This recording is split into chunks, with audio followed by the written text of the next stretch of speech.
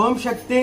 சேலம் மாவட்டம் காந்திமகால் தெருவை சார்ந்த சேகர் புவனேஸ்வரி தம்பதிகள் திருமணமாகி 10 ஆண்டுகள் குழந்தை பேர் இல்லாம நம்ம சேலத்து மகமாய தேடி வந்து 3 அமாவாசை கும்பப்படையில் பிரசாதம் வாங்கி சாப்பிட்டு 3வது மாசம் சாப்பிட்டு முடிச்சு அதே மாதமே கருவை தக்க வச்சிருக்காங்க.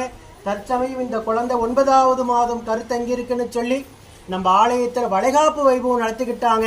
இந்த குழந்தை உடல் ஆரோக்கியத்தோட வளர்ந்து இந்த சேலத்து மகமாயி சுக பிரசவத்தை ஈடெடுத்து கொடுக்கும்னு நான் வேண்டிக்கிறேன். இந்த வீடியோ பார்க்கின்ற பக்த கோடி பெருமக்கள் அத்தனை பேரும் இந்த தம்பதிகளுக்காக வேண்டிக்கங்க. எந்த ஒரு அங்கப்பட்ட பெண்ணியம் இல்லாமல் அந்த கருவை நிலையாக வளர்த்து சுகப்பிரசவ இந்த மகமாயி ஈடெடுத்து கொடுக்கணும். 10 ஆண்டு காலம் இவங்க இருந்த கடும் தவ வாழ்க்கைக்கு 100 நாட்களுக்குள்ளதாகவே கருவை தக்க வச்சு இந்த சேலத்து மகமாயி அதிசயத்தை நிகழ்த்தியிருக்காங்க. இதே போல ஆயிரக்கணக்கான தம்பதிகளுக்கு உடனுக்குடனாகவே கும்பப்படையில் பிரசாதத்தின் மூலம் கருவை தக்க வச்சு அதிசயத்தை நிகழ்த்துறாங்க. அதே போல பச்சை பயிர் பிரசாதத்தின் மூலமாகவே கருவை உடனுக்குடனாகவே தக்க வச்சு எல்லோருக்கும் இந்த வரம் கிடைக்குதான்னு கேட்டீங்கன்னா 100 பேர் வந்தாங்கன்னா 50 பேருக்கு கிடைக்குது.